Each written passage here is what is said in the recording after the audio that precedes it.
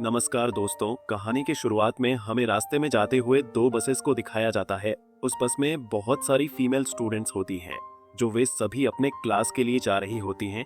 उन्हीं में से एक का नाम मित्सुको था, जो दिखने में काफी प्यारी थी। वो अपनी नोट्स बुक में कुछ लिख रही होती है। तब उसकी फ्रेंड्स उससे कहने लगती है कि क्या तुम हर वक्त लिखती रहती हो, क्या मिलेगा इस तरह की नोट्स बनाने से? यहाँ देखो, सभी लोग एंजॉय कर रहे हैं, तुम भी क्यों नहीं करती? ये कहकर उसकी फ्रेंड उसकी नोटबुक को छीन लेती है और उसका पेन नीचे गिर जाता है। और वो अपना पेन उठाने के लिए जैसे ही झुकती है, तभी हम देखते हैं कि उस समय कोई चीज बहुत तेजी से आती है और उस लड़कियों के साथ उन दोनों बसेस को आधे पर से ही काट देती है, जिसकी वजह से सारी की सारी लड़कियां दो हिस्सों में कट जाती है। इसी के साथ जैसे ही को ऊपर उठती है, तब यह देखकर काफी हैरान हो जाती है कि ये क्या हो गया अब, क्योंकि वो नीचे पेन लेने के लिए झुकी थी, इसी लिए बच गई थी। यह देखकर बहुत ज्यादा डर जाती है और बस से उतरकर भागने लगती है। यहाँ पर हमें पता चलता है कि इन सभी को काटने वाली चीज कुछ और नहीं बल्कि हवा ही थी, जो सभी को काट रही थी। ये हवा अब मित्सुको के पीछे भी पड़ जाती है। यह देखते हुए मित्सुको चिल्लाते हुए काफी तेजी से भागने लगती है। भागते समय उसे आगे चार लड़कियां और भी दिखाई देती है और वो उन्हें झुकने के लिए कहती हैं, लेकिन काफी देर हो चुकी थी।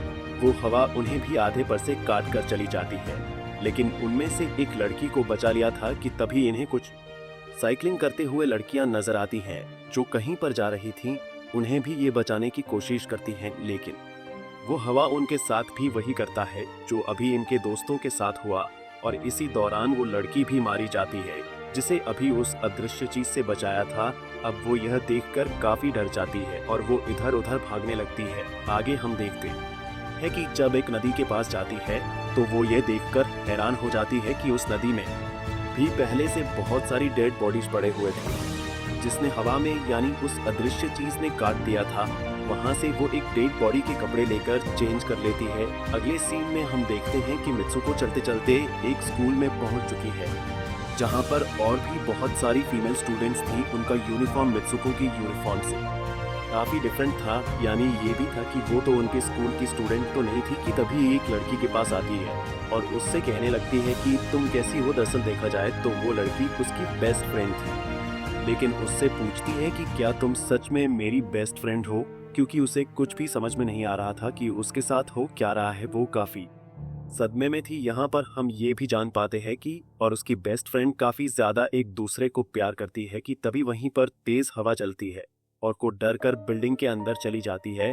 उसकी बेस्ट फ्रेंड को कुछ भी समझ में नहीं आ रहा था कि ये हो क्या रहा है। वो से पूछने लगती है कि तुम इतना ज्यादा काम क्यों रही है और इतना ज्यादा डरी क्यों हो, तुम्हें हो क्या गया है। तब को अपने बेस्ट फ्रेंड को सब कुछ बता देती है कि किस तरह से एक हवा का झोंका आया और उसके स्कूल के सभी स्टूडेंट्स को काट कर चली गई। ये सुनकर उसकी दोस्त उसे विंडो के पास ले जाकर उसकी हाथ बाहर निकालकर कहने लगती है कि ये देखो, ये बस हवा है और कुछ नहीं। यहाँ पर के दिल को कुछ शांति मिलती है और इसे लगने लगता है कि शायद ये मेरा ख्वाब ही हो सकता है। जिसके बाद मित्सुक का बेस्ट फ्रेंड अपने दो और दोस्तों को लेती है और क्लास को बंद करने का प्लान बनाती है। जैसे ही ये चारों क्लास के बाहर जाने के लिए निकलने ही वाली होती है कि तभी वहां पर उनकी टीचर आ जाती हैं और उन्हें देख लेती है, लेकिन वो चारों वहां से भाग जाती। वे चारों भागते भागते एक लेक पर आ जाती है। वहां पर की बेस्ट फ्रेंड अपने दोनों दोस्तों को भी उसके ख्वाब के बारे में बताती है। तभी उनमें से एक लड़की कहती है कि हो सकता है कि यह सच हो। जैसे मिरर वर्ल्ड होती है, जहां पर इस दुनिया से ऑपोजिट यानी उल्टा होता है। ये कहकर वो तालाब में एक पत्थर फेंक कर कहने लगती है कि देखो, यहाँ पर मैंने तो पत्थर फेंका है, लेकिन हो सकता है कि दूसरी दुनिया में मैंने ऐसा ना किया हो। कि अभी अचानक से उस तालाब में से एक क्रोकोडाइल निकल कर आता है, उसमें से एक लड़की को खा जाता है। खैर वो लड़की कहने लगती है कि देखो, मैंने कहा था ना, जो इस दुनिया में होता है वो उस दुनिया में बिल्कुल भी नहीं होता, और जो उस दुनिया में हो रहा है वो इस दुनिया में नहीं हो सकता। तो इसको भी उसी दुनिया में मगरमच्छ ने खाया है। और यहाँ पर ये देखो, ये तो बिल्कुल सेफ है। उसी लेक के पास एक बिस्तर यानी एक बेड नजर आता है, ये चारों उस बेड से कि तभी हम देखते हैं दूर से दो लड़कियां इन्हें देख रही थी। उन दोनों लड़कियों में से एक ब्राइडल बनी हुई थी, क्योंकि ये दोनों लड़कियां आपस में एक दूसरे से शादी कर ली थी। जिसके बाद उनमें से एक फ्रेंड बताती है कि हमें कुछ ऐसा करना होगा जो उस दुनिया में इम्पॉसिबल हो, क्योंकि हमारे लेकिन हम इसे बदल भी सकते हैं। जिसके बाद ये सभी लड़कियां अपने स्कूल में वापस आती हैं और नेक्स्ट लेक्चर लेने के लिए क्लास में चली जाती है कि तभी को देखती है उसके पास एक तकिया पड़ा हुआ है। अब जैसे ही वो इस तकिए को उठाने के लिए नीचे झुकती है कि तभी उसकी टीचर पूरे क्लास में गन से फाइट करने लगती है और जैसे ही मित्सुको उस तकिए को उठाकर ऊपर देखती है तो उसके क्लास के सभी लड़कियां मारी जा चुकी होती है और यहाँ पर एक बार फिर वो बच जाती है जैसे पिछली बार अपने ड्रीम्स में बच गई थी।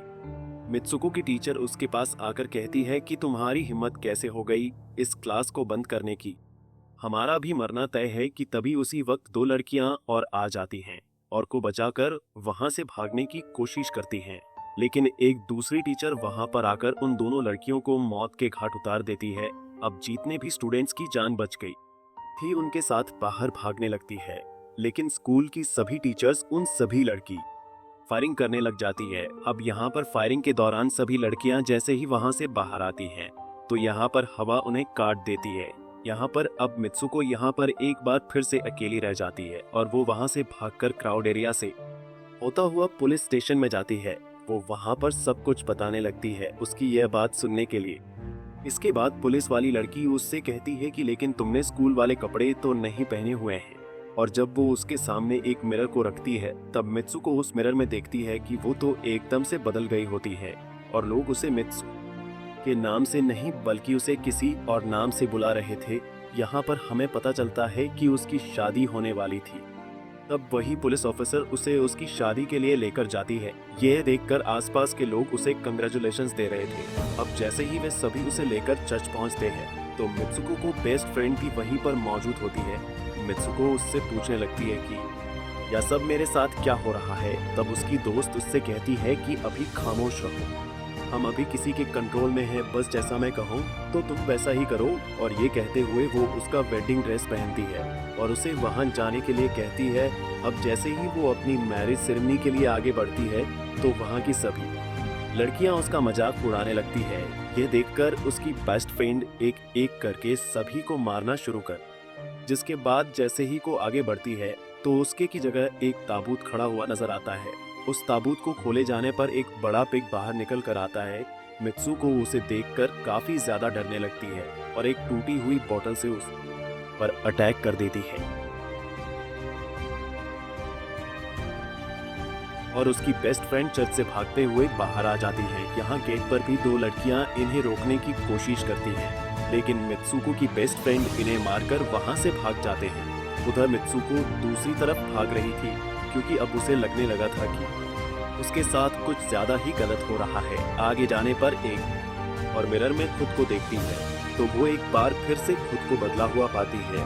अब जिस जगह पर मित्सुको थी वहीं पर रेस हो रही थी कि तभी उसके पास कुछ लड़कियां आकर उससे कहने लगती है कि तुम तो बहुत अच्छी रेसर हो, खड़ी क्यों हो, भाग क्यों नहीं रही। और जब वो भागना स्टार्ट करती है तब वो खुद में काफी एनर्जी फील करने लगती है, जिसके बाद मित्सुको रे जीतने की पूरी कोशिश करने लगती है। भागते समय उसे अपने डेड फ्रेंड्स भी नजर आती है जो कुछ वक्त पहले उसके स्कूल में मारी जा चुकी थी। कि तभी उसी वक्त उसकी बेस्ट फ्रेंड भी आ जाती है। तभी ये दोनों नोटिस करती है कि वही पेग और वो औरतें जिन्होंने इनको चर्च में रोक रही थी वो सभी इन्हीं के तरफ आ रही थी। भागते समय कुछ लड़कियां वो से कहने लगती हैं कि इस दुनिया से बाहर चली जाओ। इसके बाद हम आगे देखते हैं कि मित्सुको भागते भागते एक सुनसान अंधेरी जगह पर आ जाती है। वहीं पर कुछ स्टूडेंट्स नजर आती हैं जिन्होंने यूनिफॉर्म पहना हुआ था। वो सभी लड़कियां मित्सुक से कहने लगती हैं कि हम सभी मरे हुए हैं और तुम्हें भी मार देंगे। लेकिन तभी मित्सुको की बेस्ट फ्रेंड वहां पर आकर उस लड़की को मारकर वहां से को भगा ले जाती है। कि बेस्ट फ्रेंड उसे अपना नाम जोर जोर से पुकारने के लिए कहती है, जिस पर को अपना नाम जोर जोर से लेने लगती है। इसी के साथ को अपना असली रूप में वापस आ जाती है। उसकी बेस्ट फ्रेंड उसे अपना हाथ दिखाते हुए कहती है कि प्लीज मेरे हाथ में जो वायर लगी हुई है उसे बाहर खींच दो ताकि मैं इस दुनिया से बाहर जा सकूं। लेकिन को डर भी था कि कहीं यह वायर खींचने से उसकी जान ना चली जाए, और क्योंकि अपने बेस्ट फ्रेंड को काफी ज्यादा प्यार करती थी इसलिए वो ऐसा नहीं करना चाहती थी। लेकिन ज्यादा उसे फोर्स करने पर वो उसकी वायर खींचते हैं। उसकी बेस्ट फ्रेंड की बॉडी दो हिस्सों में बट जाती है और तभी उसी वक्त उसे एक गेट नजर आती है। उस दरवाजे से बाहर आने पर वो देखती है कि अब वो आदमियों की दुनिया में आ चुकी है। वहीं पर उसके पोस्टर्स भी लगे हुए थे। जिस पोस्टर वो कुछ लड़के देख रहे थे, तभी एक लड़का के पास आकर कहता है कि तुम फ्यूचर में हो। इस बात को सुनते ही वो होश हो जाती है। कुछ टाइम के बाद जब उसे होश आता है तब वो आगे बढ़ती है। तब वो देखती है कि एक बूढ़ा आदमी गेम खेल रहा होता है और उसी गेम में वही कैरेक्टर नजर आती है जो अभी बनी हुई है। को देखते ही बूढ़ा आदमी कहने लगता है कि मैंने ही इस गेम को बनाया है और मैं ही हूँ जो तुम लोगों को कंट्रोल कर रहा हूँ। तुम तो बहुत पहले मारी जा चुकी थी, लेकिन मैंने तुम्हारा डीएनए लेकर तुम्हें फिर से बनाया। को जब यह बात सुनकर उसे पता चल जाता है कि ये एक गेम है, तो उसे लगता है कि शायद मैं अभी भी अपने दुनिया में जा सकती हूँ। कि तभी उसी समय एक आदमी आता है और को अपने पास बुलवाने लगता है। तब वो बूढ़ा आदमी से उसकी आखिरी लेवल को कंप्लीट करने के लिए कहता है। वो आगे बढ़ने लगती है कि तभी मित्सुको को अपने दोस्त की कही हुई बात याद आ जाती है कि अगर हम इस दुनिया में कुछ ऐसा करेंगे जो दूसरी दुनिया में इम्पॉसिबल हो, तो तुम इस गेम से बाहर आ जाओगी। और इसी के साथ वो इस आदमी का गला दबा देती है और कहने लगती है बस करो हमारे साथ खेलना। यह कहकर वो उस बूढ़े आदमी की छड़ी को उठाकर अपने पेट में घुसा देती है, जिस वजह से उसकी मौत हो जाती है।